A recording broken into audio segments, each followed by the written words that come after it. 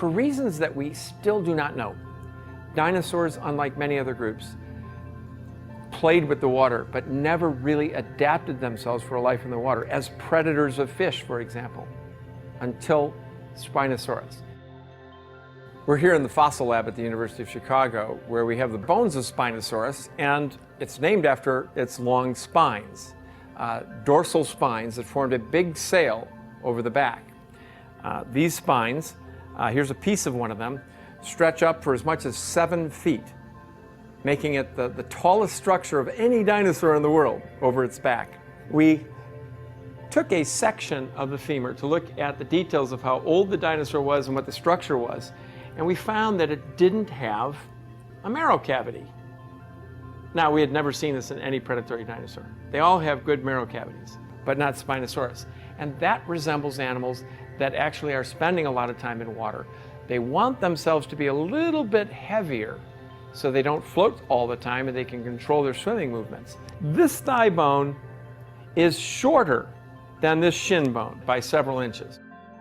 The shin bone is long in animals that paddle, in animals that are sitting on the top of the water and using their limbs to paddle. That thigh bone becomes short and stocky. And we notice the attachment on the thigh bone for the muscle that moves it back is huge. So what we're looking at is an animal that has adapted its hind limb largely for paddling in water. So that was one of the first things that we realized about this dinosaur. It was not a typical land dinosaur with really strong and long limbs for walking. In fact, by the time we took this thigh bone and attached all the bones together and made a digital model, it couldn't stand on 2 feet. It really needed its forelimbs to prop itself. It does top T-Rex as the longest predator. T-Rex, just over 40 feet.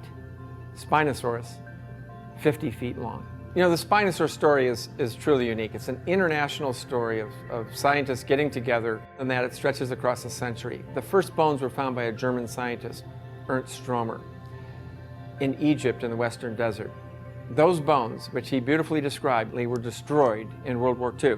And we've been living with more or less a shadow of this dinosaur all of my life as a scientist. A century would pass before, on a desolate cliffside in Morocco, a nomad would uncover the bones of the feet of this dinosaur sticking out.